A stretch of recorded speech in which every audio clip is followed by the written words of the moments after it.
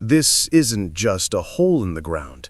It was a massive underground city, stretching 400 miles across Europe.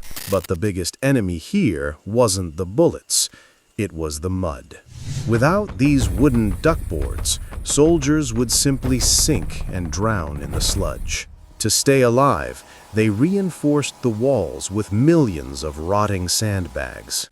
This raised ledge is the fire step. It was their only way to see the enemy. They would step up, take a shot, and duck back down to safety.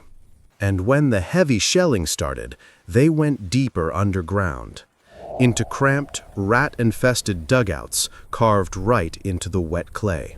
Life in the trench was 90% boredom and 10% sheer terror. Breakfast was usually canned bully beef and biscuits so hard they could break your teeth. But you never ate alone. The trenches were infested with millions of rats. These rats grew as big as cats, feeding on the food scraps, and sometimes feeding on the dead. Then there were the lice, living in the seams of every uniform. Soldiers would burn them off with candles just to stop the itching. But the worst condition was trench foot.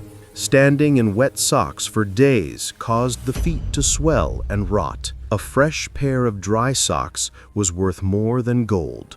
Curiosity killed the cat, and in the trenches, it killed the soldier. Sniper fire was constant.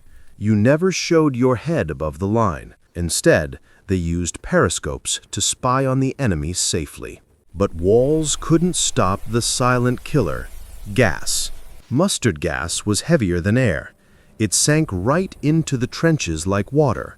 If you didn't get your mask on in 6 seconds, your lungs would burn from the inside out. Then came the artillery. The ground shook for days without stopping. It wasn't just fear. The constant vibrations caused physical brain damage known as shell shock. As the sun set, the trench woke up. Every dawn and dusk was called Stand To. Everyone stood on high alert, waiting for an attack.